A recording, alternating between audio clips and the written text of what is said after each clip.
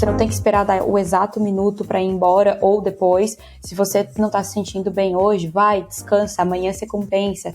Esse tipo de mentalidade de você, um trabalho mais dirigido a resultados do que a horas trabalhadas, era um pensamento que eu não tinha, que eu fui aprendendo aqui. E que no começo era tipo uma grande autossabotagem, porque eu tinha a sensação de que eu não estava entregando, que eu estava sendo uma péssima funcionária.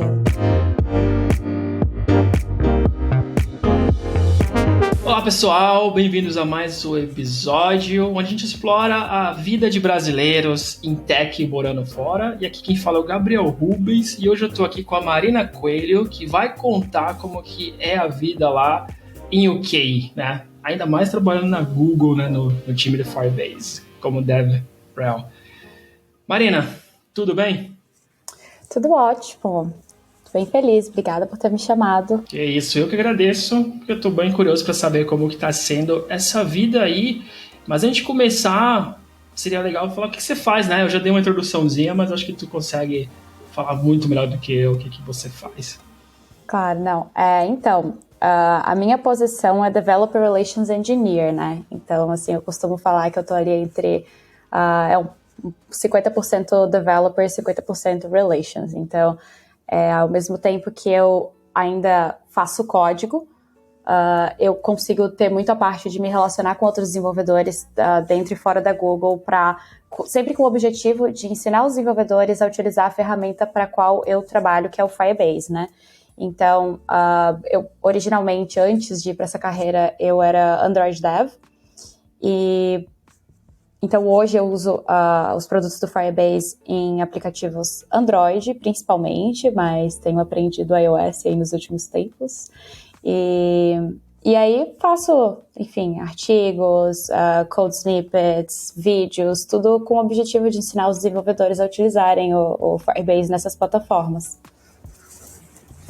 Legal. Putz, eu não tinha conectado por ser o DevRel Engineer, que tu também tinha part-time codando, né? Porque normalmente, acho que é a primeira pessoa que eu conheço que trabalha assim. Normalmente eu conheço só quem é DevRel mesmo, não quem faz os dois ainda. Eu por muito tempo relutei, sabe? De ir pra DevRel, porque eu pensava, não quero parar de codar, eu amo codar. Uhum. Daí que eu fui explorar e ver que, tipo, tem empresas e empresas, né? Algumas empresas realmente, o DevRel tem muito esse papel mais de relação com os devs do exterior, ensinar a usar a plataforma e tudo mais.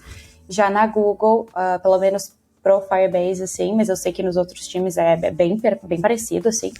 A gente tem essa pegada um pouco código, um pouco relations, que pra mim é tipo dream life, porque eu não consigo imaginar não codar, assim. Não seria Marina. Ah, legal. Mas, tipo, porque tu tem uma troca de contexto aí, né? Isso não torna mais difícil o dia a dia ou não é natural pra ti isso? Não. Agora eu já peguei o ritmo, assim. No começo eu tentava separar dias onde eu fazia mais uma coisa e mais outra pra não ter que trocar muitas vezes de contexto no mesmo dia, sabe?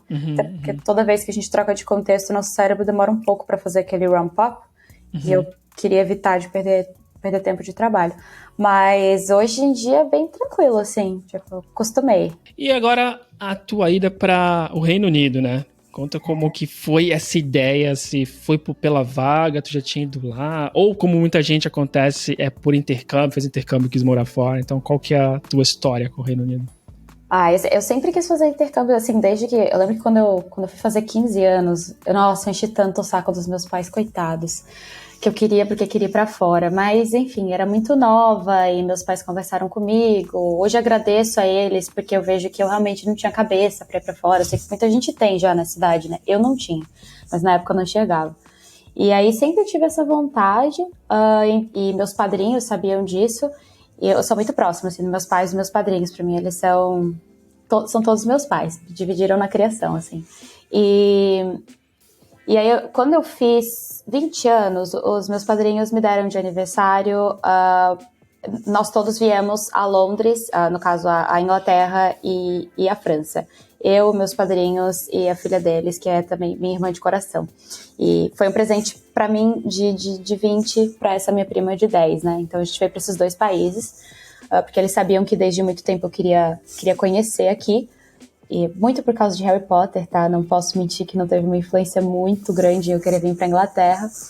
E aí, o que aconteceu foi que eu inevitavelmente me apaixonei, né? Tanto pela França quanto pela Inglaterra. Mas assim, nossa, Londres tem um ar, assim, que eu fiquei completamente apaixonada.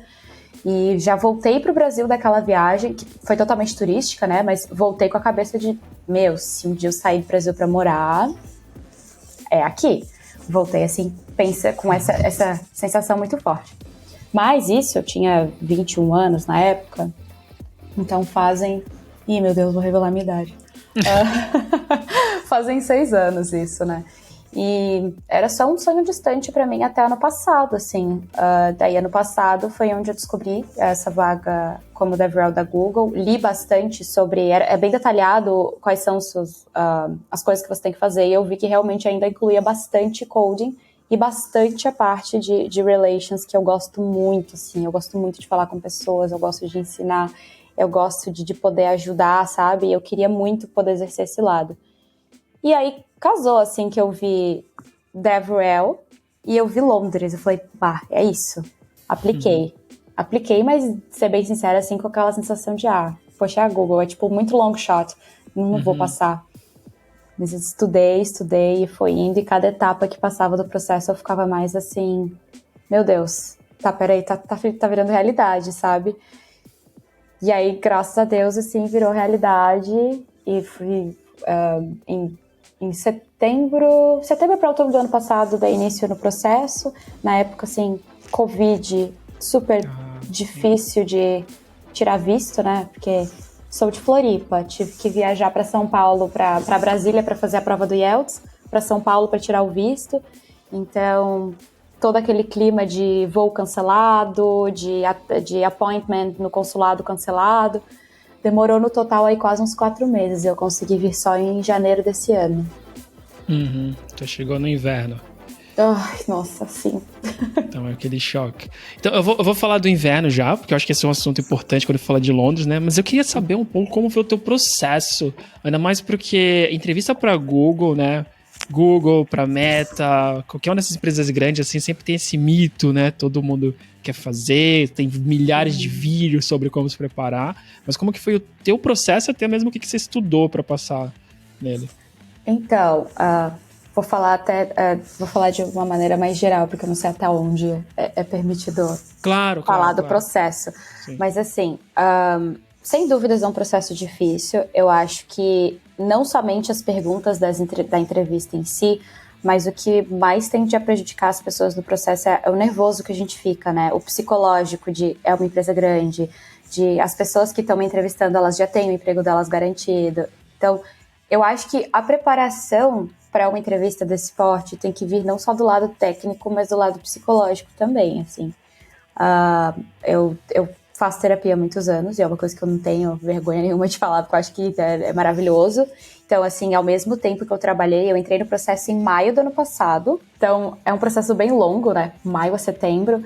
E durante todo esse processo, eu tive muito acompanhamento, assim, semanal de terapia, de conseguir me manter calma. E, ao mesmo tempo, preparação técnica, eu fiz com o livro Cracking the Code Interview. É um livro muito bom. Fala tanto dos aspectos, assim, de você explicar termos técnicos, você se apresentar para alguém, né? Até, tipo, exercícios mesmo, exercícios beginner, medium, advanced, tipo, todos os níveis de perguntas técnicas que você pode ter, tem vários exemplos com a solução no final. Então, assim, eu terminava de trabalhar todos os dias, que eu tinha no meu emprego na época, né? Trabalhava como Android Dev para outra empresa. Terminava de trabalhar, era, tipo, pega o Cracking the Code Interview e faz exercício, termina o exercício, olha a solução, vê se bate, tenta melhorar a complexidade do seu código, tenta, sabe, explicar. Tenho muitos amigos, tem um amigo, o Arthur Senz, o nome dele, que vou pegar esse momento para agradecer ele. Ele até me ajudou, assim, porque ele também é da área de tech e eu lembro de um dia que eu liguei pra ele, tipo, apresentei pra ele as coisas que eu ia apresentar na minha reunião, como se fosse já reunião. Então, eu tive bastante apoio de família e amigos também.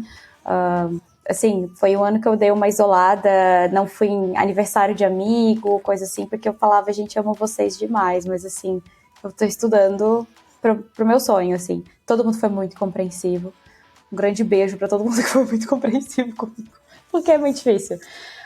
Mas assim, não tem nada que se você não estudar e não set your mind to it, que você não pode fazer, sabe? Eu acredito nisso.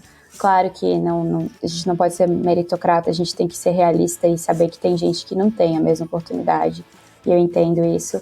Mas, dado que você teve, assim, uma boa educação dentro do campo tech, é bem possível, assim. Você estuda e se prepara psicologicamente. E é isso, não tem muito segredo além de estudar, sabe? Ah, legal. Acho que 3 dicas, né? Muito ainda legais aí. Que a primeira, terapia. Parabéns. Eu acho que, ainda mais morando fora, uma das cenas, assim, que eu acho bem importante. Já até trouxe alguns episódios aqui com a psicóloga pra falar um pouco disso. Então, legal. O Cracking the Code.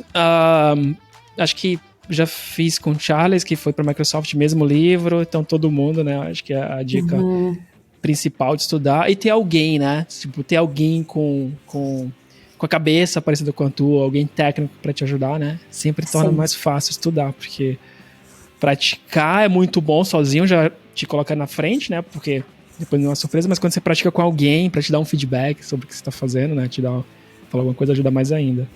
Ajuda bastante, assim. E receber feedback, eu me senti mais preparada pra receber o feedback das outras pessoas, porque eu tinha recebido do meu amigo. Isso meio que... É importante se preparar para feedback também, porque você não quer se sentir totalmente desestabilizado. Às vezes, você tomar alguma pergunta difícil, um feedback difícil, te desestabiliza de um jeito que você não tipo, mesmo sabendo a resposta, você trava.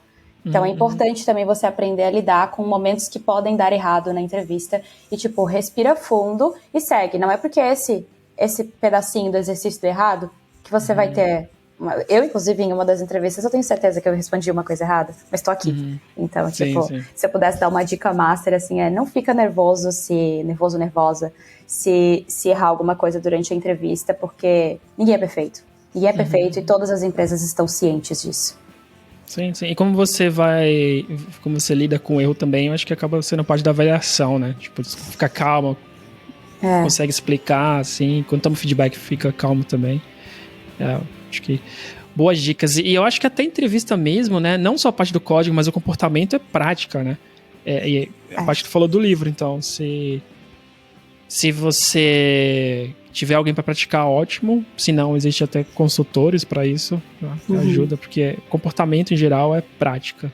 Eu não me imaginava fazendo podcast, eu era uma pessoa muito tímida, e hoje para mim é tranquilo, mas acho que é pela prática, depois de tantos episódios, mas há um tempo atrás, sei lá, 5 anos atrás, eu nunca me veria na frente, assim.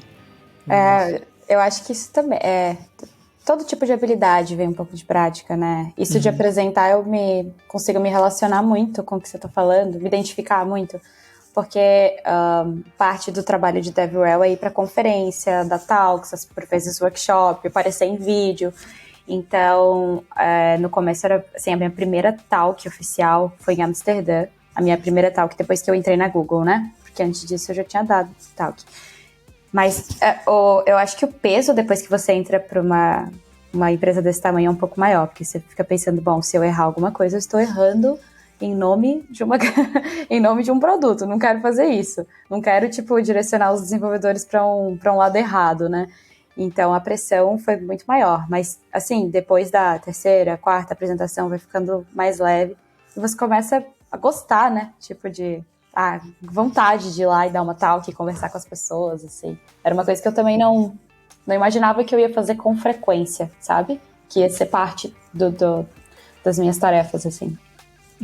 Sim, deve dar uma adrenalina, né? Apesar de tu não ter mais o medo, mas acho que ainda fica a adrenalina daquele momento de estar lá na frente, apresentando. E como mulher também, né? É um pouco mais difícil quando você tá na frente de uma audiência que, em tech, infelizmente, ainda é predominantemente masculina. Então, às vezes, isso também me deixa um pouco nervosa. Mas, acima de tudo, acho que quando a gente faz o que a gente ama, a gente dá um jeito. Dá um jeito de acostumar e keep going, assim.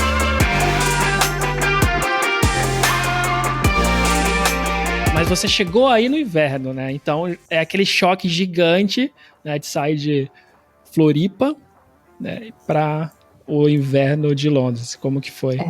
Nossa, então, eu vim pra cá dia 1º de janeiro. Tipo, virou o ano, eu vim. Floripa tava o quê? Entre seus 30 e 35 graus. Cheguei aqui, tava 2 graus no dia que o meu avião pousou. Falei, cara, desci 33 graus Celsius de uma hora só.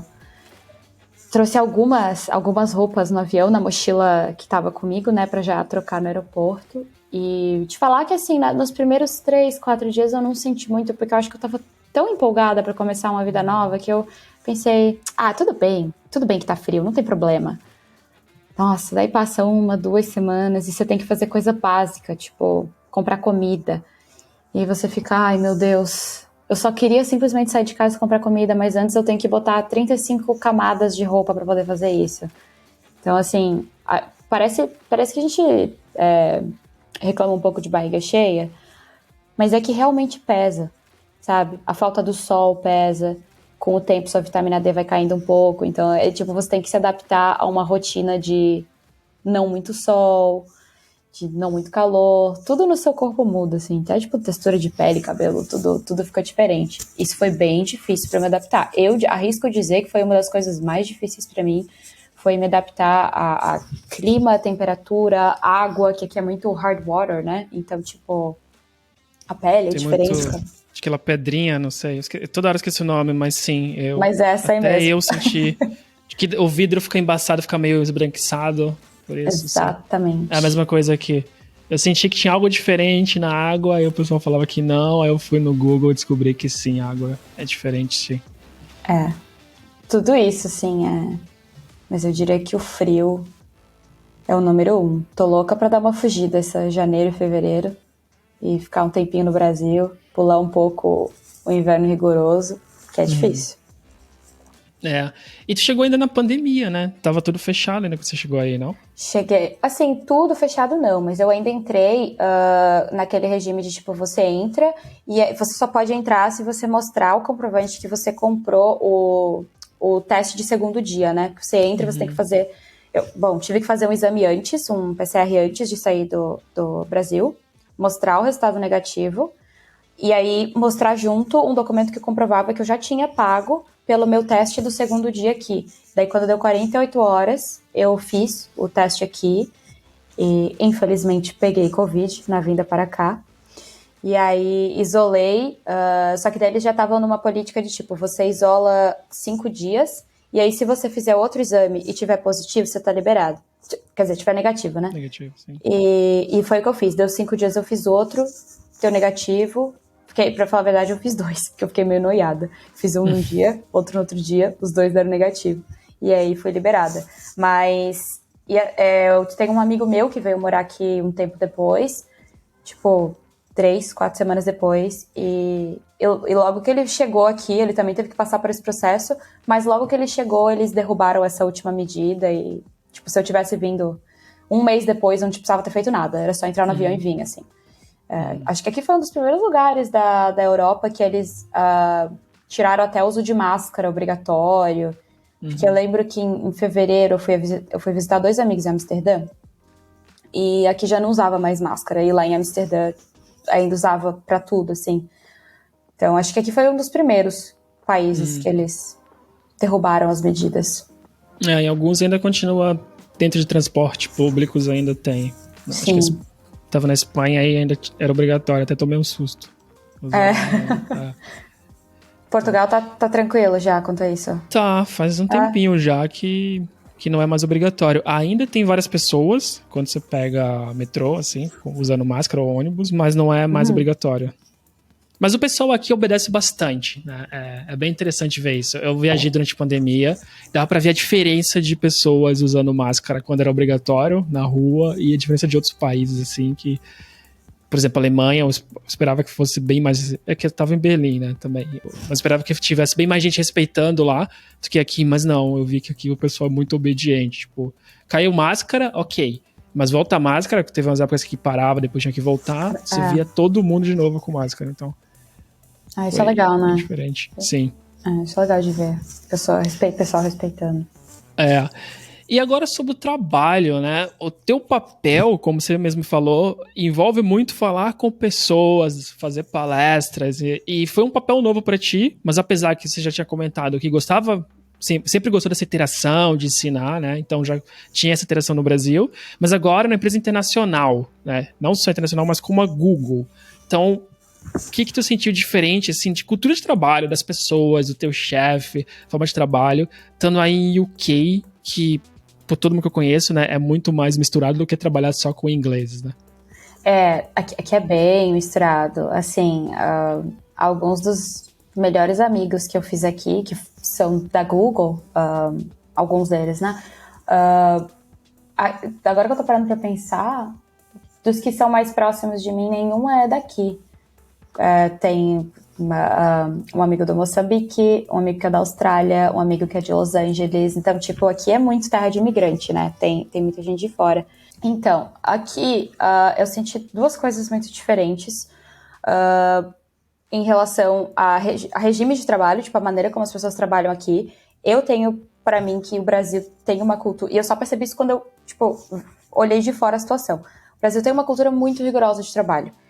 Eu tinha a sensação, e não tô falando mal das empresas que eu trabalhei de maneira alguma, até porque a última empresa que eu trabalhei, nossa, eu tenho um carinho gigantesco, assim, foi muito, muito triste sair de lá. Feliz por entrar na Google e triste de sair, assim.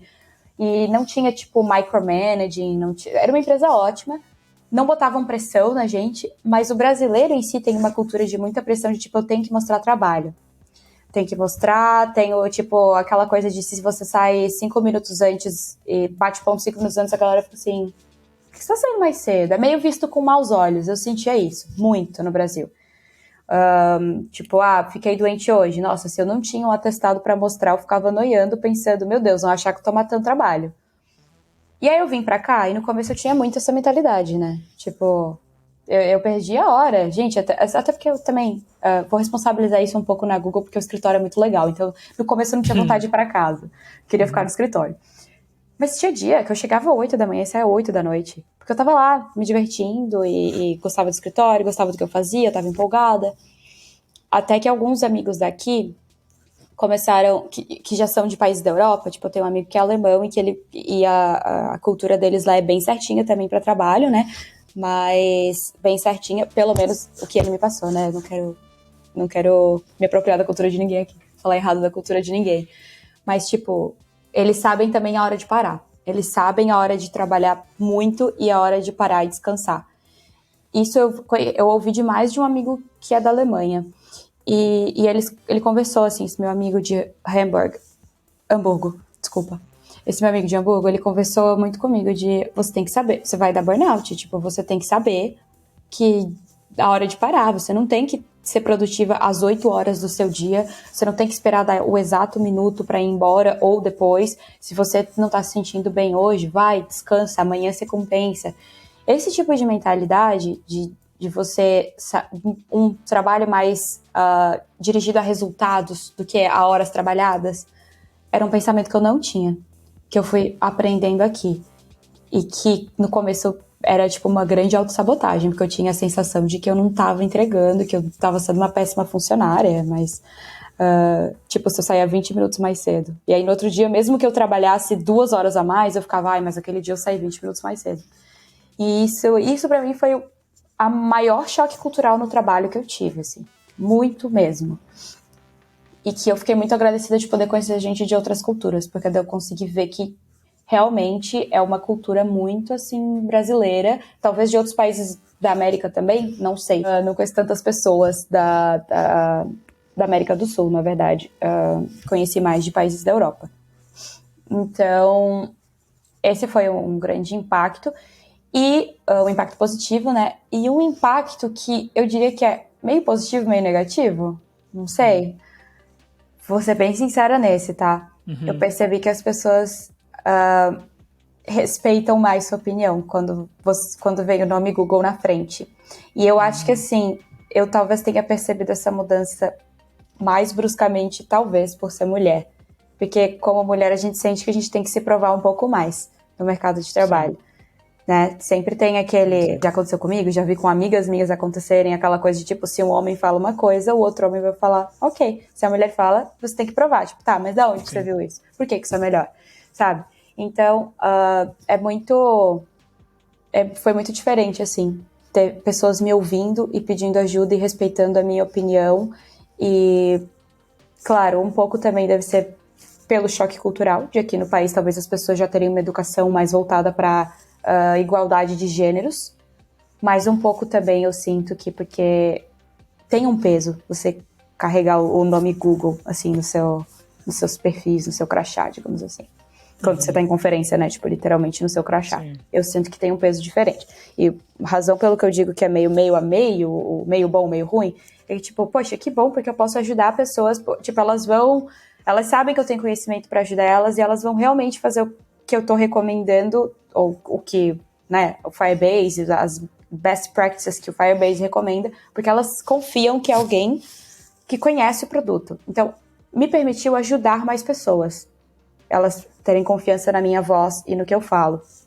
Mas, ao mesmo tempo, eu fico pensando, poxa, e as mulheres que não carregam o nome... As mulheres e pessoas, né, no geral, que não carregam o nome de uma empresa grande? Tipo, eu não sei, é um pensamento que volta e meia me ocorre. Eu acho bem legal tu falar sobre isso, né?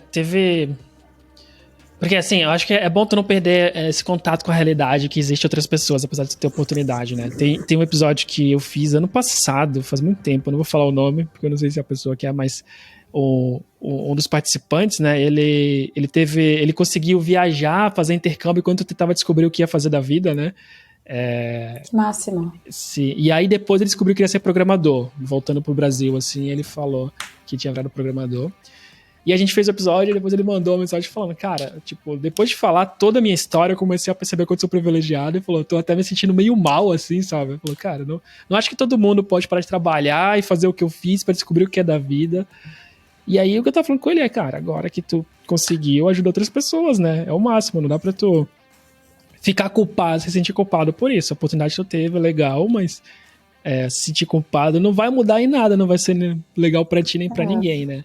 Mas eu acho que eu até falei pra ele, acho que eu também falaria pra ti, eu acho que o bom é que eu acho legal quando eu vejo pessoas que têm consciência disso, porque ter consciência te ajuda a não se acostumar com esse privilégio que tu teve, ou que tu tem, né, por ter esse crachá Google agora, e pensar, tá, como que eu vou fazer pra mudar pra outras pessoas que não têm, ou no teu caso, outras mulheres, né?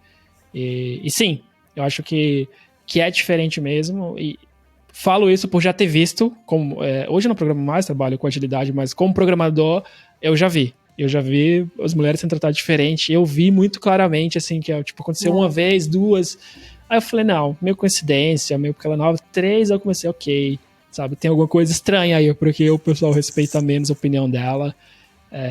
Não, se é bonita, só entrou aqui porque é bonita, se não tem, sei lá, vários tipos de comentário que às vezes entra com brincadeira, então, sim, e eu acho que isso meio que perpetua uma coisa, né, pra sempre, tipo aquela profecia autorrealizável, né, a gente vai repetindo isso sempre, ao mesmo tempo as mulheres vão sentindo que não, que vai ter mais barreira, e algumas travam por isso, então é legal que tu reflete nisso, né, e acho que só essa reflexão já ajuda outras pessoas a pensar.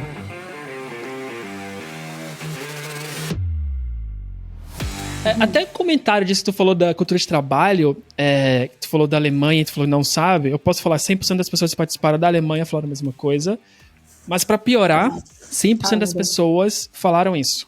Até hoje, na entrevista, quando eu perguntei sobre esse assunto e falou sobre cultura de trabalho, sobre trabalhar mais, 100% começou a trabalhar menos, e todo mundo sentia essa pressão de começo, de que sair mais cedo era mal visto.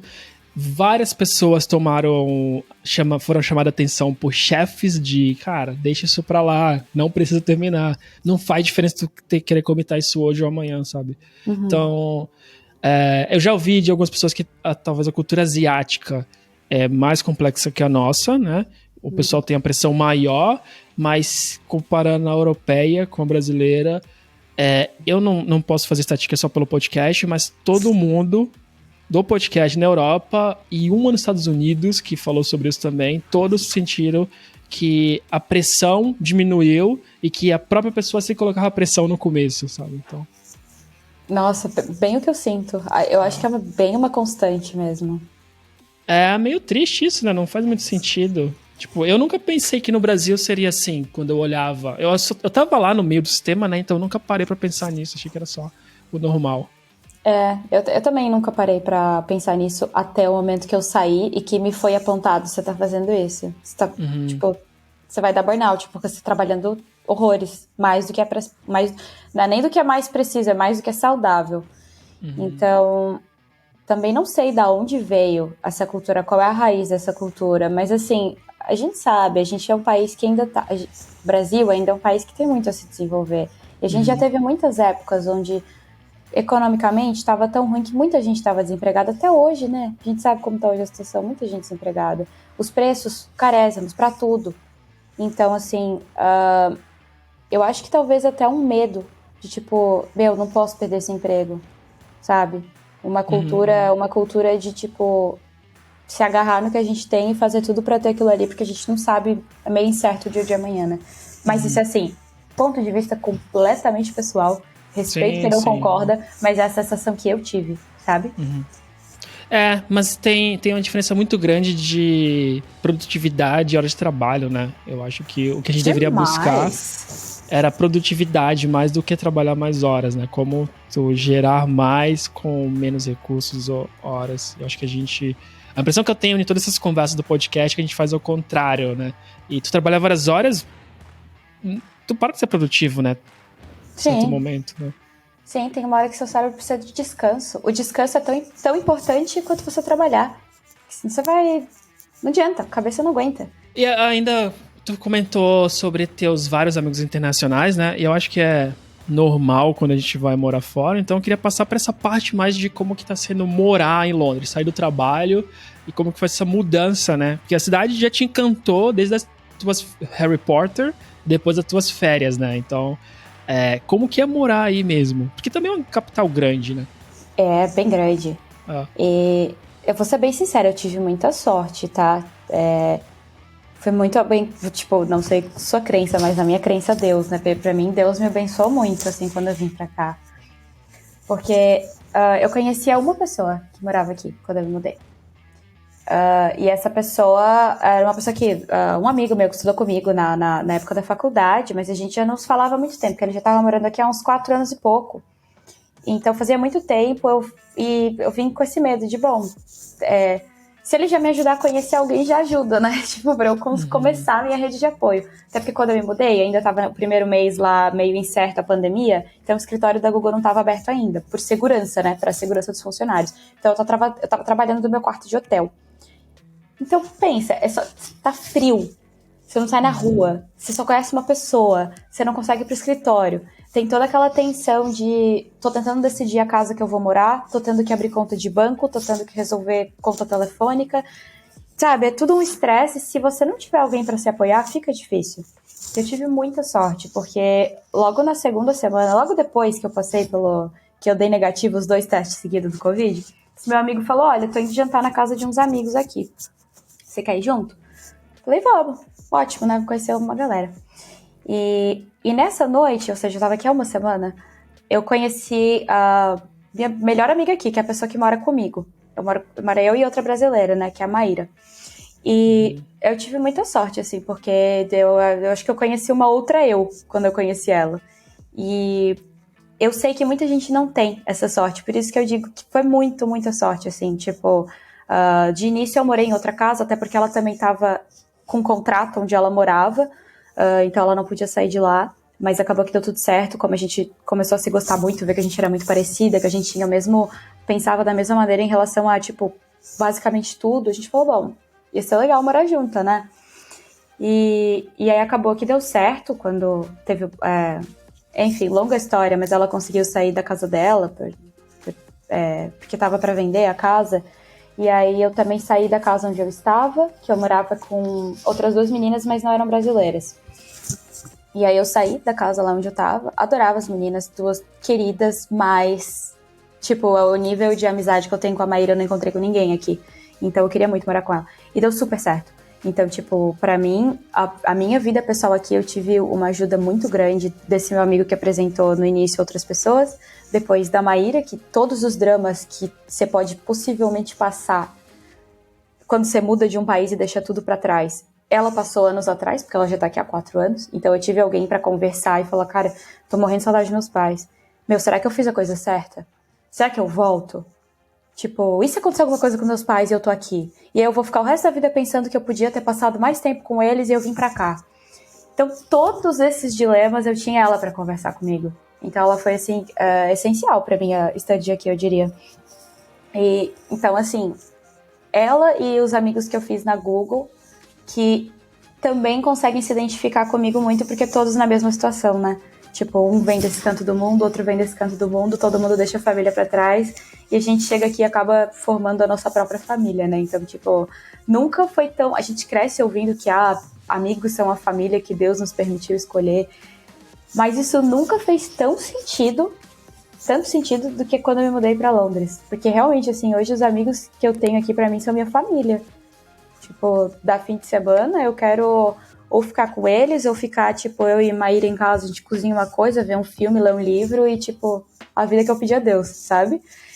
E definitivamente isso me ajudou demais. Todos os outros choques que eu podia ter aqui ficaram mais leves porque eu tenho pessoas do meu lado, sabe?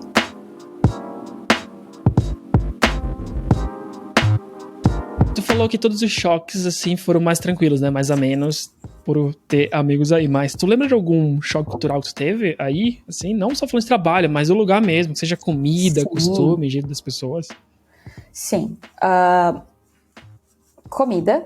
Tipo assim, é muito bom porque Londres tem opção de todas as cozinhas que você quiser, né? Facilmente. Você encontra... Você abre Uber Eats, Deliveroo aqui, você tem... E joga qualquer cozinha do mundo que você vai achar. Isso é muito bom. E comida inclui feijão doce? Inclui feijão doce. Mas agora eu gosto, tá? Eu achava estranho no começo. Eu gosto. Eu tenho na geladeira porque eu pedi um brunch, né? Tipo, aí eu pedi o London Breakfast, sei lá. Bridge, algo assim. Aí vem um feijão doce, então tá só ele lá uma semana. Não, eu aprendi a gostar. Eu aprendi a gostar. Eu como de manhã o English Breakfast. Eu gosto. Mas tirando isso, no começo foi muito difícil, porque eu gosto muito de comida brasileira. Pra mim é tipo, a cultura e a comida brasileira pra mim é... Assim, pode falar o que quiser do Brasil. Agora, se falar mal da cultura brasileira e da comida brasileira, não. Comida perfeita, música, meu Deus, ouço MPB, olha, às vezes eu trabalho ouvindo, tipo, samba, MPB, e eu fico assim, ai, meu Deus, que cultura maravilhosa, que saudade. Então, eu senti muita falta da comida. Comida não só brasileira, mas comida brasileira da minha mãe e da minha madrinha. Muita saudade. E a minha avó do sítio também, que eu tenho uma avó que mora... Meus avós, eu tenho 2... Né, os avós pais do meu pai moram no sítio. E o meu outro avô mora, enfim, cidade normal. E minha outra avó, infelizmente, faleceu. Mas também fazia uma comida maravilhosa. Mas a minha avó do sítio também cozinha muito bem. Nossa, comida alemã, assim, sabe? E, tipo, galinhada, batata, macarrão, farofa. Muito bom. E, embora hoje em dia eu seja vegana, então eu não como mais frango. Mas eu tenho que admitir que ninguém faz um frango com a minha avó do sítio. Mas, nossa, muita saudade da comida da minha madrinha e da minha mãe. Muita. E o jeito das pessoas foram os 2 maiores choques culturais, comida e o jeito das pessoas. Eu passei a ter, tipo, muita cautela e pensar na minha cabeça umas 3 vezes como eu cumprimento as pessoas, o que eu falo para as pessoas, porque eu fico com medo, às vezes, até de parecer, tipo, que a intenção é diferente, sabe? Porque no Brasil, você quer fazer amigo, bom, se eu chegar pra você e falar, tipo, acabei de te conhecer e falar, nossa, vamos tomar um café? Tranquilo, cultura brasileira, cultura mais caliente, digamos assim, né? Mais latina, mais... Não sei, eu sinto que é muito mais fácil criar conexão com pessoas no Brasil do que aqui fora. Então, no começo eu tinha até medo de, tipo, sequer chamar uma pessoa pra tomar um café comigo. Porque eu pensava, será que essa pessoa vai interpretar que eu tô, tipo, chamando pra um date? Ou ela vai entender que eu, tô aqui iniciando uma vida nova, quero fazer amigos, quero conhecer, sabe? Então, eu tinha bastante medo. Agora eu tô começando a me adaptar mais, até porque agora eu já tenho mais amigos. Então, esses meus amigos me conhecem o suficiente pra saber minhas intenções, mas ainda passa pela minha cabeça, sabe? Dependendo da pessoa que eu conheço, eu fico assim, ai meu Deus. Nossa, quer ver o meu maior nervoso? Quando alguém vai me apresentar pra uma outra pessoa e eu não sei se é aperto de mão, abraço, fica aquela coisa awkward, sabe? Sim. Você não sabe como cumprimenta? 100%. Então, é comida e o jeito das pessoas. É maior choque cultural, assim. Eu já dei um beijo no pescoço de uma mulher nessa, porque foi ridículo, dá até vergonha de falar. Porque ela ficou reta e eu fui assim, ela se mexeu e eu, nossa. Ai, perdão.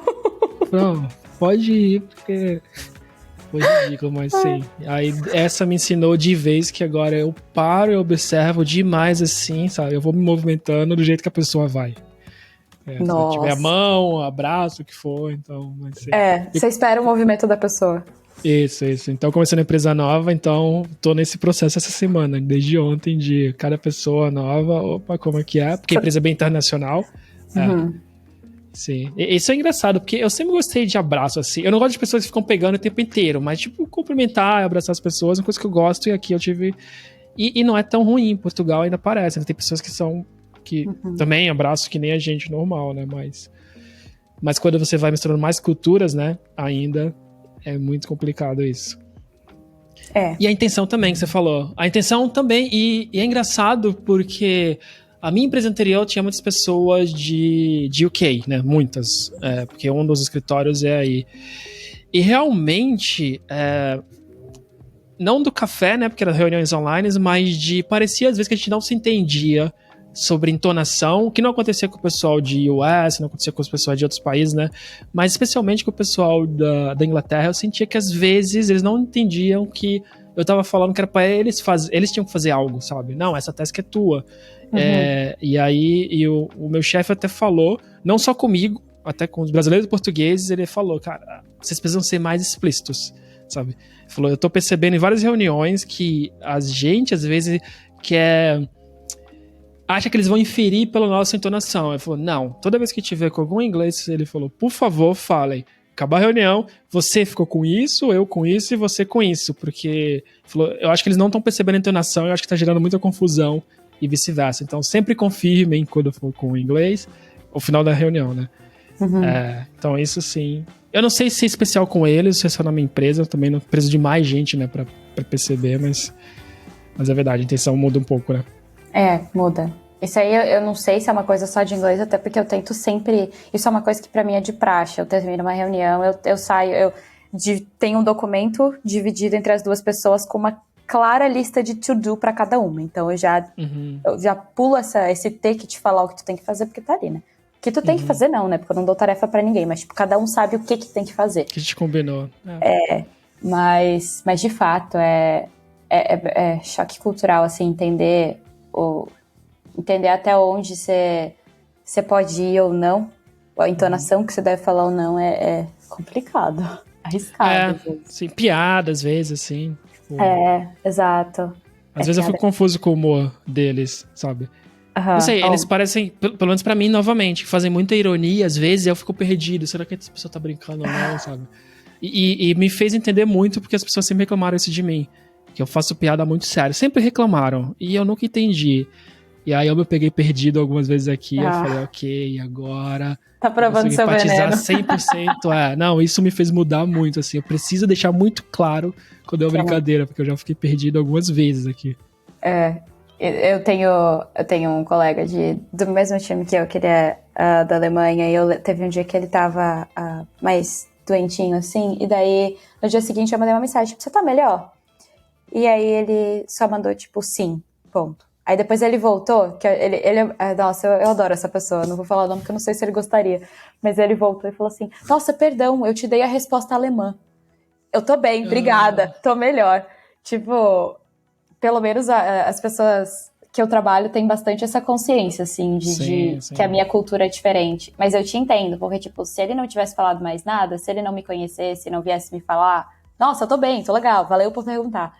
Eu ia ficar noiando, eu pensava, meu Deus, me odeia. Pronto. Me odeia. Só respondeu sim, ponto final. O ponto final já é uma coisa que brasileiro odeia também, né? Você botou ponto final na frase, é tipo, ih, tá puto. E aqui não. Aqui é tipo, todo mundo que eu falo bota ponto final nas coisas. Não sei se é cultura. Nunca observei isso aqui. Não sei, pelo menos em Portugal. Parece mais, né? Então, acho que pra mim é muito mais fácil do que tá sendo pra ti aí. Mas eu posso te contar uma situação de choque cultural que foi engraçada? Você falou da mulher, eu vou te dividir uma com você. Por favor, eu me sinto menos mal. Então, eu não sei agora se isso é uma coisa só do Sul. Aí você me fala assim, em São Paulo também. Eu acho que é uma coisa de brasileiro no geral. De tipo, quando você entra na casa de alguém, você fala com licença. Sim. Total. Eu fico parado até a pessoa falar e a pessoa responder assim. Exato. E aí, o que aconteceu foi que eu me mudei pra cá e na casa de todo mundo que eu entrava, eu falava, excuse me. Só que não existe isso aqui. Então, tipo, por que você tá pedindo desculpa e, tipo, entrando na minha casa? E eu não sabia disso. Eu notava que as pessoas me davam uma olhada meio assim. Tá, né? Vai que é louca. Elas deviam pensar, vai que é louca, né? E até que um dia, eu não lembro nem quem que me falou isso, tá? Mas eu sei que foi alguém que, tipo, algum brasileiro que me viu fazendo isso falou, você não faz isso aqui, tipo, ninguém faz isso aqui, as pessoas vão achar estranho. Daí eu, ok, agora eu entendi por que todo mundo me olhava estranho. Nossa. Caramba, não. Eu tive algumas coisas assim também que eu fui entender depois de muito tempo, aí fica na cabeça, putz, então é por isso que até hoje, eu não vejo nenhuma na cabeça agora, mas já não, mas tem. Também. Não, com certeza. Tem aquele momento que a gente para e fica, tipo, antes de dormir, fica pensando, quanto mico eu já paguei. Sim. Não, total. Já tive frases que eu falo aqui, porque tem muito conteúdo sexual do que tu fala em português do Brasil e vice-versa, né? Então, em Portugal, coisas... né? Sim. Então tem muita coisa que eu fui descobrir depois de um ano aqui, eu ficava, meu Deus, várias reuniões falando isso aqui, tipo, sei lá, coisa simples como, sei lá, não vou falar não. Deixa pra lá, coisa que eu sempre falei, eu falei, putz, o pessoal do meu time, falei, cara, agora, 3 anos depois, você me fala que esse é o significado, eu falando em reunião, agora, eu falo, não. Em reunião? Sim, ele fala, não, mas o pessoal percebe, eu falei, putz, percebe, mas eu preferia nem saber agora, né, tipo, depois de tanto tempo falando isso, era melhor nem me contar que que isso é o significado, ele falou, não, mas eles sabem que você é brasileiro, então eles percebem, então... Beleza. Isso é uma coisa que, não só expressões, mas, tipo, verbais, mas expressões corporais no todo. Tipo, sempre que eu tô dando uma talk, alguma coisa assim, eu tento evitar, bom, até onde eu consigo pensar, né? Porque eu falo muito com as mãos, não sei se deu de perceber. Mas eu tento evitar fazer sinais, tipo, assim, porque, tipo, às vezes é um ok pra você. Mas vai saber o que isso é em outro lugar do mundo. Então, assim... Eu não sei quantas pessoas vão ver esse vídeo, da onde que são essas pessoas na audiência me olhando. Vou tentar deixar minhas mãos paradas. Não sei, né? Então... eu não consigo. Não, eu te entendo. Sim, e muda também. A gente já fez uma vez um trabalho, né? A maioria do meu time brasileiro é português. Time anterior, né? Acabei de mudar. E sim, uma vez a gente tava falando de sinais, de gírias, a gente começou a perceber que tem muita coisa diferente, assim. Então, se for pegar outro país, né? Não Portugal, ainda deve ser pior ainda.